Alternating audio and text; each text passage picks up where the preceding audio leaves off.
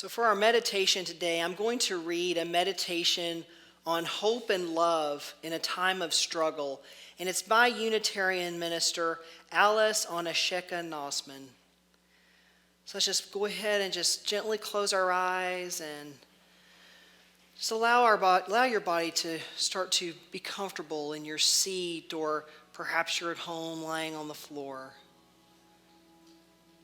Just allow your body to be comfortable. Just feeling your feet firmly rooted to Mother Earth.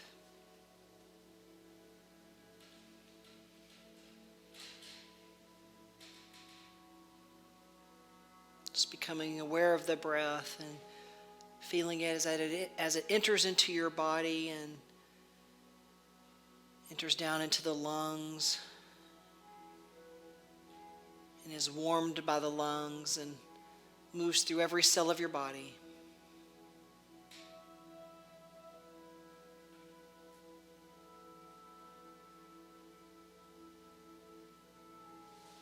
The breath continuing to bring you very much into this present moment.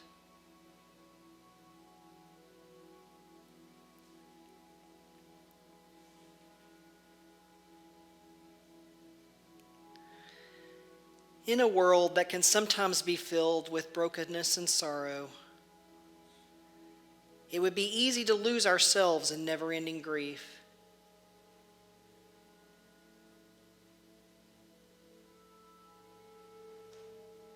To become choked by outrage.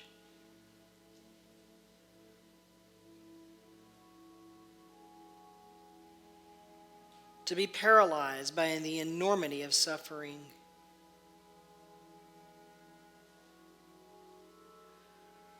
Or even to feel our hearts squeezed tight with hopelessness.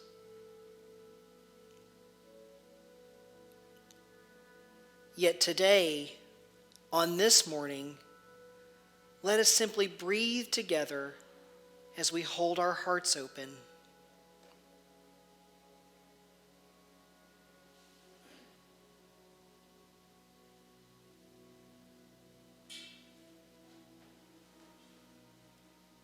Let us breathe in as our hearts fill with compassion.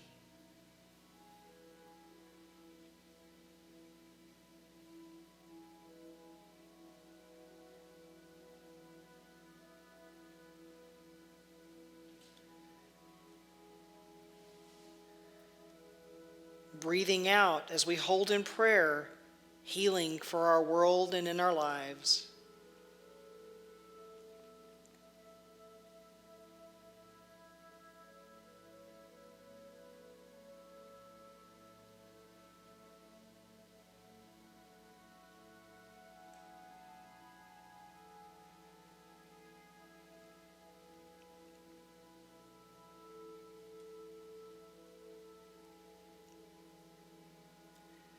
Breathing in, opening ourselves to the transforming power of love.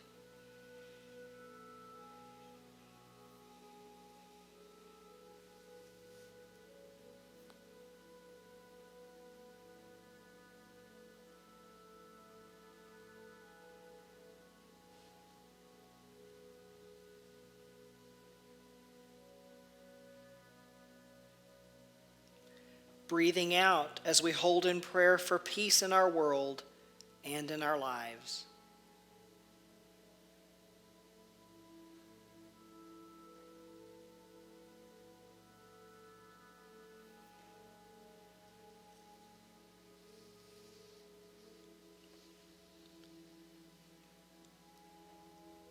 Breathing in as we hold hope in our hearts.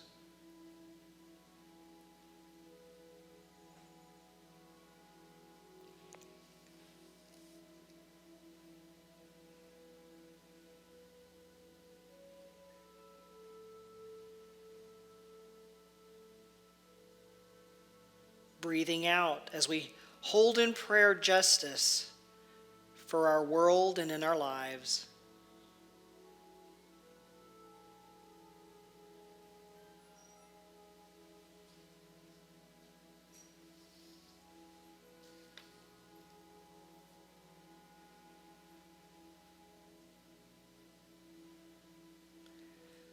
And as we prepare to enter into our moment of silence, I invite you to affirm the following. May we know our strength. May we be filled with courage. And may our love flow from us into this world as we enter into our moment of silence.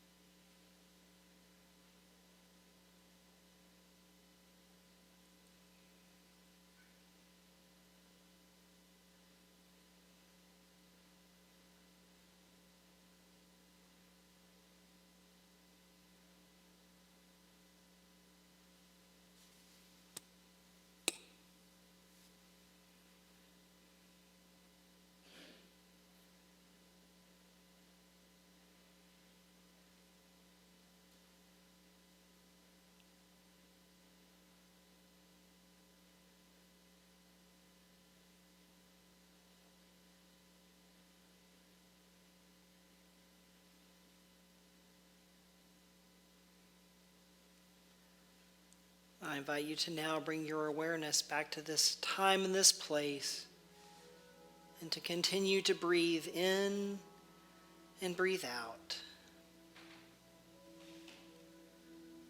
Breathing in, we are the prayer. Breathing out, we are the healing.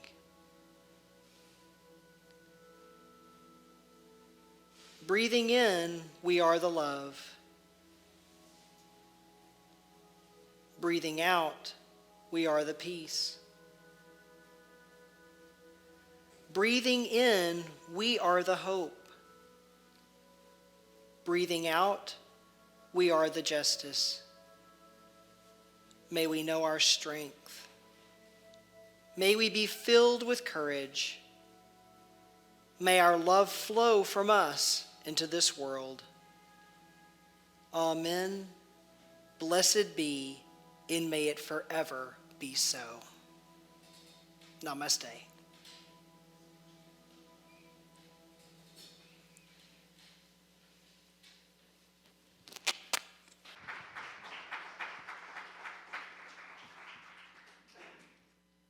To Pete Calgaro. Pete actually, he did a live feed drumming circle on Earth Day, and it was really good. And every Tuesday also. Are you still doing those every Tuesday, Pete? You still plan on it? Every Tuesday on Facebook, and I think it's Instagram, and is there? Yeah, and on the Unity Facebook page, Pete does a live. Oh, okay. He does a live drumming and singing and all types of. Oh, and handpan meditation, yeah. He does all kinds of things. So if anybody wants to tune in on that and you don't know how to find it, let me know and I can send you the link to that because it's really good, yeah. Thanks, Pete. And he does all this on his own time, so yeah, thank you, Pete.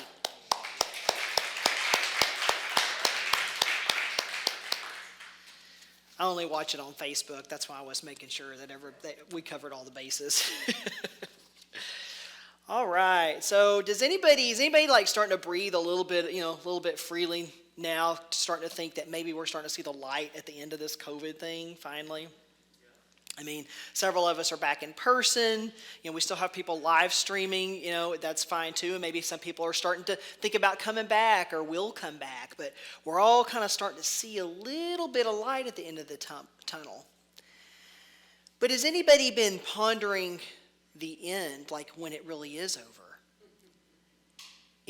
Starting to think about how life may be different.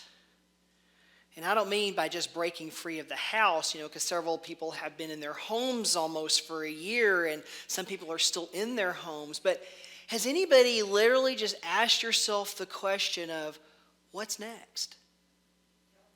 Yeah. Or even, how do I move? How do I move forward? Or how do we move forward as a whole, after this pandemic is over? And I know that I've definitely pondered those questions myself. And, I'm even starting to wonder a little bit how the world has changed, or how society has changed, or how we have changed, or even how I have changed during this time. I highly doubt that anybody in this room or anybody watching our live stream is the same person that you were exactly a year ago, or even in January of this last year, or this time last year. We've been through a major shift, a major thing. So little in our lives has likely remained untouched in some way. And it wasn't something that we were prepared for, and it's likely not something that we probably even could have prepared for even if we tried, right? We would have been like, yeah, right, Mindy and I, last year, in January of 2020, we booked a cruise. And we were scheduled to head down to the Mexican Riviera in October of 2020. But I remember Mindy looking at me in March of last year and saying, oh my gosh, this COVID thing is happening. It's starting. They're talking about it starting, and I hope it doesn't interfere with our cruise. And I remember just looking at her saying, please, this is going to be over with. Just thinking about how ridiculous that notion was. That we'd still be experiencing something like that in October of 2020. And I look back now and I'm like, gosh, how naive and complacent my thinking was, at that time. So today I wanted to talk about a few things that might help in assisting us to know where to go from here and to how to maybe move forward a little bit. So one of the things I wanted to talk about today is to helping us to move forward is grief and acknowledging that grief. The grief that we've likely felt this past year and probably even continue to feel a little bit today, right?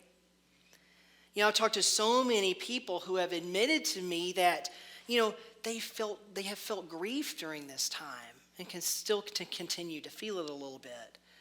Maybe it was the loss of what was in our lives, the way that we were used to living our life. Maybe it was not being able to visit friends or family or other loved ones, who were more vulnerable to the virus. And in many cases, this meant that we weren't able to visit with aging parents, with grandchildren, with those even in our own congregation here at the Unity of Madison that were more vulnerable. Maybe those that had some health concerns. And to many people, that has been time that has been lost. Some people weren't able to be around their family members in their last moments, prior to making their transitions from this lifetime. The lack of human interaction for so many people. Hugging, being able to see each other smile. Kind of hard to do with masks on sometimes. But being able to gather together without fear of being in close proximity to another person. In fear, could this person be carrying the virus? Could they give it to me? Or what about me? Am I carrying the virus and don't know it? Am I going to pass it on to someone else? And even let's think about our church community for a moment. Over the course of the past year, we've lost 4 people. 4 people in our community have made their transitions. And so many of us probably hadn't seen them in quite some time. And therefore, there may still be feelings of unresolved or even some unacknowledged grief for that. One moment it seemed that we're all sitting here together with those that we lost, with some of these folks. And the next minute, we weren't able to be here together in this realm. So many of us didn't probably feel like we had the opportunity to say, hey, see you later. Their celebration of life services, been postponed until we can even safely gather again. and grief for having lost some of those things in our lives that we tend to enjoy, right? Trips postponed, job losses, feelings of certainty around our futures. My gosh, grief. We have to give ourselves time to acknowledge that and to feel that grief around those things. But we also know that there is hope. There's hope beyond what has been. There's always a light, right? Desmond Tutu once observed, hope is being able to see that there is light despite all that darkness.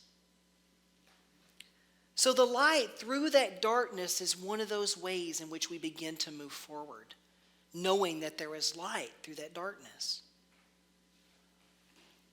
And what brings some of that light is to acknowledge some of that grief that we have felt and that grief that we continue to feel through this portion of our journey here in this lifetime.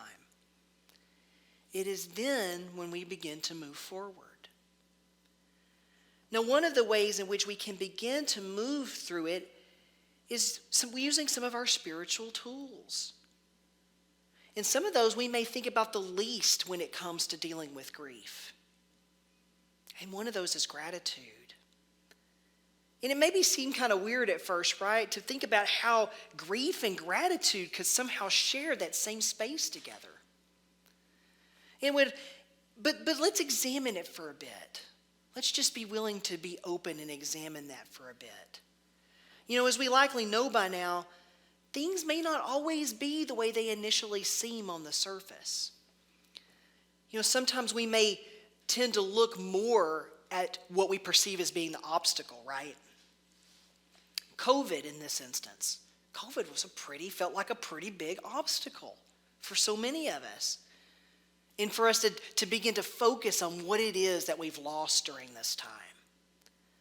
We grieve for what we've lost. But remember, during our last book study, we talked about something called the pause. What if we take this moment right now during our grief and we pause?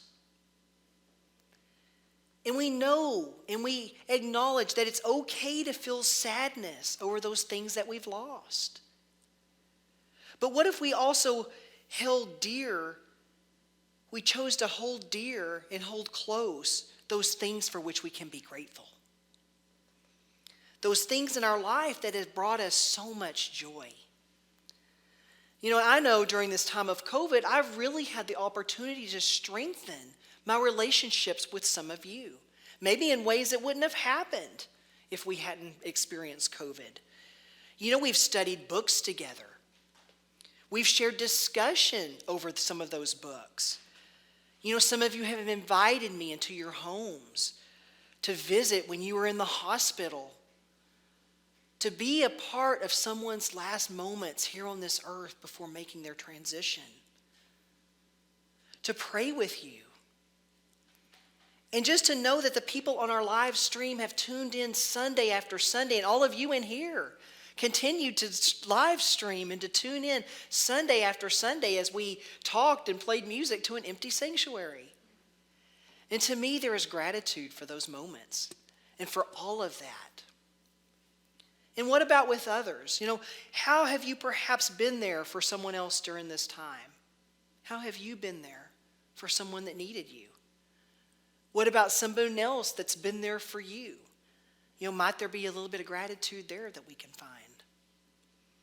Now, I'm not saying that this is going to take the place of grief.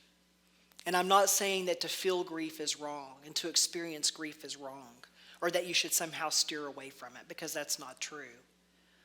Allow yourself to embrace that grief and to move through it, because when we do, that is the way that we begin to move forward into what's next. And another important thing that we can practice here is surrender. The power of surrender. Now, this one keeps popping up a bit in Unity of Madison Church News, doesn't it? We've kind of talked about it around Easter, and it kind of just keeps popping up. But it's because I think we've got a really large opportunity here to practice during this time, to practice surrender. And really, when you think about it, we don't really much have a choice, right, but to practice surrender. No one knew a year ago where we would be today. Although this can be said for every year, I think this situation has been just a little bit different than most years. The way of life we all previously knew suddenly changed in what seemed to be overnight. At least it felt that way for me. Everything closed down. We couldn't visit our loved ones. We had to start wearing masks over our faces, suddenly keeping distance from each other. No hugs, and I know how people like to hug in church communities. It became difficult. We almost started fearing being around other people in general. It's like the person standing close to you in the grocery store almost became like something to be feared. Oh no, stay away from me. I don't know what you might have. And it was completely out of our control at that moment. And worrying about it, did worrying change a thing? COVID still stuck around whether we were worrying about it or not. But there's a silver lining. And it really is a beautiful silver lining. And you know what that was? We were all delivered this amazing opportunity in this nice, neat little package. And it's almost a perfect opportunity, actually. The opportunity to practice surrender. And it was all we could really do. And remember the words of Jesus in Matthew 6:28. He looks at his disciples and he asks, "Can any one of you, by worrying, add a single hour to your life?" And there's also a Buddhist rule around worrying. And you know what it is? Somebody may have heard it before now. It's really long and complicated. So are you sure you want me to take the time to share it today? We might be here through lunch. Okay, here it is. The rule is, worrying is simple. Don't. I told you it was complicated, right? Okay. But you see, and we know that worrying really doesn't help. It adds nothing to the situation other than more worry. It just compounds and breeds more worry. It starts to breed fear and it starts to breed stress. And these things can also start to affect the body and make the body sick if we're not careful. So what do we do in lieu of worry? We practice surrender. We practice letting it go. Now, I know that I can stand here and say this all day long, probably until I'm just blue in the face, but it doesn't necessarily mean that it's going to be any easier, does it? Sometimes it is, sometimes it's not. It can depend on the situation. But it often means that we have to kind of dig deep, and we dig deep within to connect with that part of us that is courage. Not to get courage, but to connect to that part of us that is courage. So in his book, Letting Go, Dr. David Hawkins says this about courage.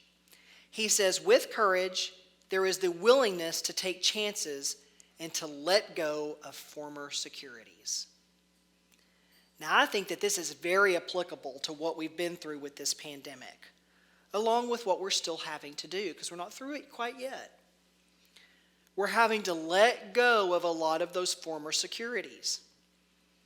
Because up to this point, we had only ever read in history books about pandemics. And I doubt that any of us thought we'd ever actually live through one. And we've only ever watched them in movies. Remember that movie, I think it was with Dustin Hoffman, Outbreak, several years ago? And there's been other pandemic movies since. And I remember watching them and thinking, wow, I'm glad that could never really happen. Well, maybe it didn't happen quite like, a Hollywood pandemic, but it still happened nonetheless. Boom, that former security was gone in an instant.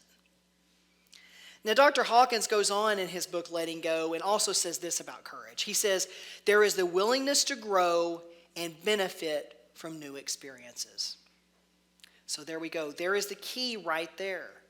There's a word that we tend to always circle back around to in our spiritual practice: willingness.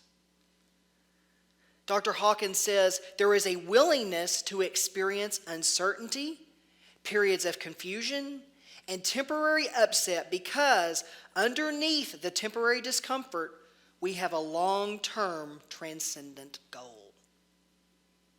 So that goal right now in this moment can be just to let go, to surrender, and to do so in faith, knowing that you are okay right here and right now in this moment. And knowing that each and every moment thereafter will also be the present moment at that time. So we allow ourselves to be willing in this present moment, putting our focus onto the present rather than onto those things that make us feel like we might be about to lose our courage, or like we are losing our courage. And we can do this by sitting with the breath. Just like in our meditation, we were breathing in and we were breathing out. And there was nothing else but the present moment. And we're willing at this point, so we pause when we begin to grow fearful. We become in tune with ourselves, and we start to notice when we become fearful. And when we feel that, we pause. And we sit with our breath. Because when we sit with our breath, we sit within the awareness of this moment. Sitting within the realization that all is well right now in this moment. There is nothing in this moment that threatens our courage. There is only now. And with that, we can begin to move forward and continue to move forward. So let's just all pause for a moment just right now. Let's just pause and let's just take a deep breath. And let's just center ourselves in this breath. And in this moment, just knowing that this moment is all that there is.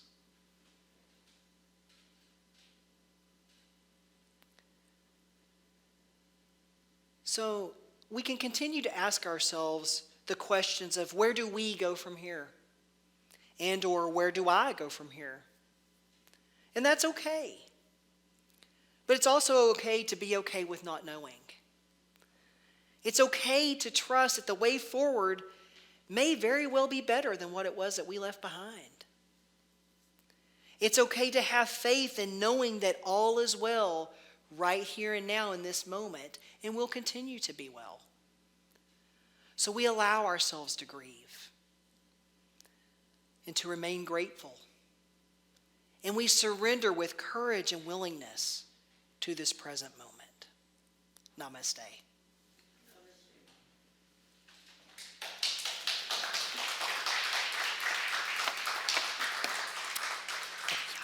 And real quick, before special music, I wanted to invite our president, Steve Roberts, up. We had our monthly board meeting this last Wednesday, so he just would like to give everybody a board report.